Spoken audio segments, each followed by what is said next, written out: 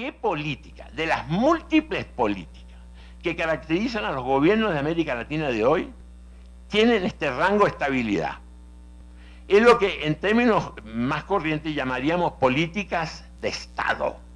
Y cuando estamos hablando de políticas de Estado, estamos hablando de políticas que son respetables dentro de esa alternancia de sujetos con proyectos, pero que más allá de la alternancia electoral en términos de ganar o de perder votaciones, tener o no la presidencia, tener o no mayoría en los congresos, estoy hablando de eso, se mantengan estas políticas.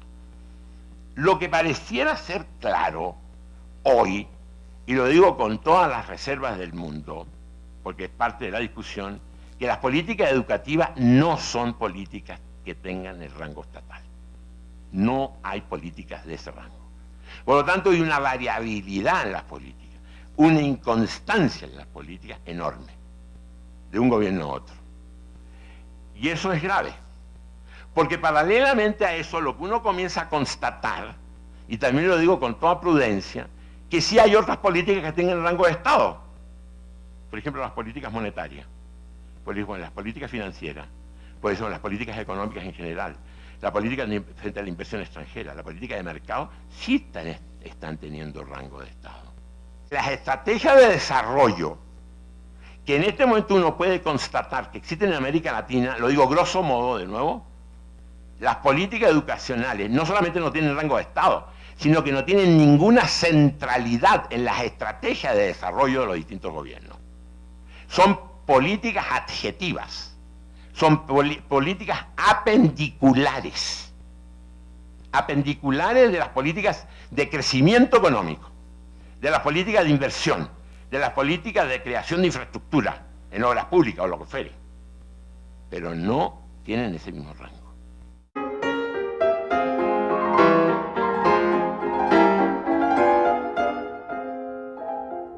¿Hay interés en educar? Preguntémonos francamente. ¿Hay interés en educar? ¿Y qué estamos entendiendo por educar? Porque cuidado, aquí entramos en términos, en una discusión semántica. Educar, capacitar, entrenar, alfabetizar, ¿tienen el mismo significado? No tienen el mismo significado. Podemos nosotros constatar que evidentemente hay políticas de entrenamiento y políticas de capacitación, lo que se llama la eficiencia, que incluso ya han permeado las estructuras curriculares de la enseñanza básica para arriba, pero preguntémonos si esas lógicas de capacitación o de eficiencia o de competencia es educar. Esa es la pregunta que me estoy haciendo en voz alta. Tendríamos que pensar entonces qué es educar. Pero si pensamos en qué es educar y cómo ese concepto de educación calza o no calza con las exigencias de las llamadas políticas de competencia económica, evidentemente ahí surge entonces un segundo problema.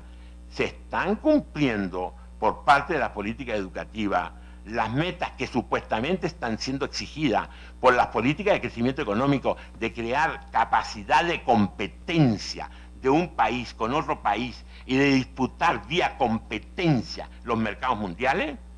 Es una pregunta que cabría hacerse. ¿Lo que se está recibiendo en este momento en materia de educación permite lograr esa meta en el plano económico o no? Es una pregunta que yo me haría en voz alta. Podría darse aquí una situación dual.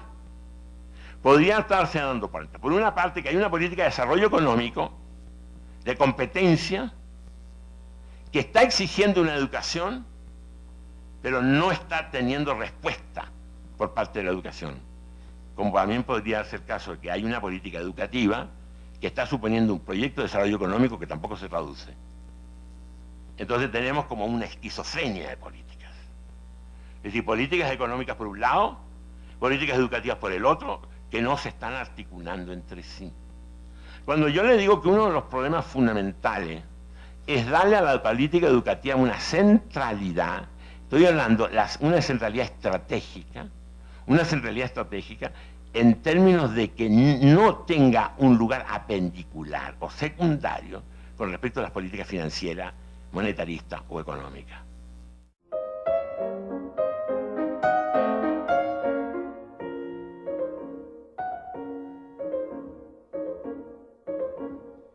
¿Qué significa avanzar? ¿Significa aumentar la tasa de crecimiento económico? ¿Significa aumentar el valor agregado en las exportaciones?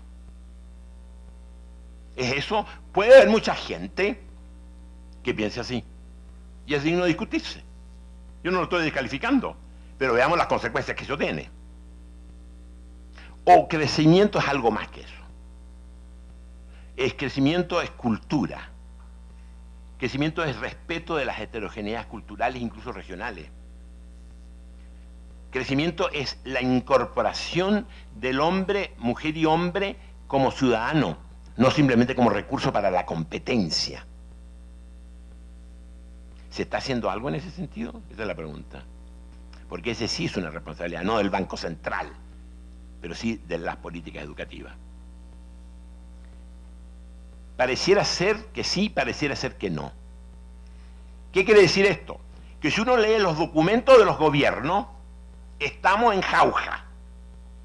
Pero son políticas puramente declarativas, de buenas intenciones, que no se traducen en práctica.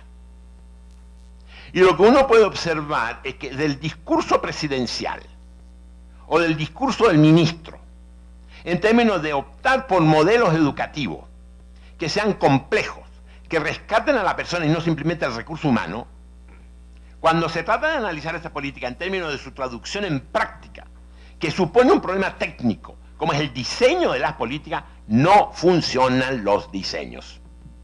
O sea, una problemática es declarar políticas educativas en términos de invocación de valores. Hay que educar, hay que alfabetizar, hay que incluir, hay que incorporar a la gente a la sociedad civil y todos esos discursos que llenan miles de páginas.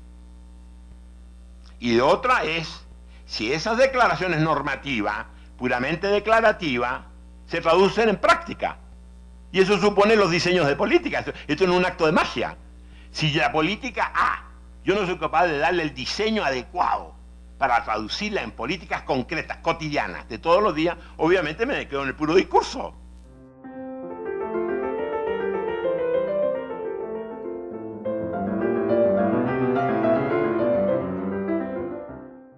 Evidentemente una crisis de la ciudadanía. Sin embargo, paralelamente a la crisis de la ciudadanía, en el sentido de que no hay ciudadanía, ya para decirlo en corto, pero lean ustedes el estudio de la OEA que se llama La democracia de la ciudadanía, donde hay una crisis, una crítica más bien de la OEA, de los llamados sistemas políticos, de los partidos y todas las representaciones, en fin, no voy a entrar en ese detalle. Esa crisis de la ciudadanía evidentemente tiene consecuencias muy serias, porque si una democracia no tiene ciudadanía, ¿qué es? ¿Un puro procedimiento electoral? Los científicos políticos lo han comenzado a denunciar hace mucho tiempo, de hace por lo menos 20 años, que cuando se está hablando de democracia en América Latina, hablo grosso modo, no se está hablando de nada. Se habla solo de procedimientos. Los estudios sobre la democracia, en su mayoría, son estudios sobre sistemas electorales, por decirlo en corto. Y en el mejor de los casos, uno que otro análisis de partidos y muy poco sobre representatividades. Y entonces nos encontramos con una sociedad civil que es más un nombre que una realidad. ¿A quién se está formando? Cuando hay países en América Latina donde el 94% de la gente que tiene menos de 24 años no está inscrita ni siquiera en los patrones electorales. Entonces ahí hay un problema. 18 a 24 años. 94% en muchos países no está inscrito en los patrones electorales y por lo tanto no vota. Promedio de edad del electorado, 54 años. O sea, estamos en presencia de una situación de exclusión si no buscamos los mecanismos compensatorios. Y uno de los mecanismos compensatorios es precisamente tomar en serio las políticas educativas, no reducirlas a meras políticas de capacitación.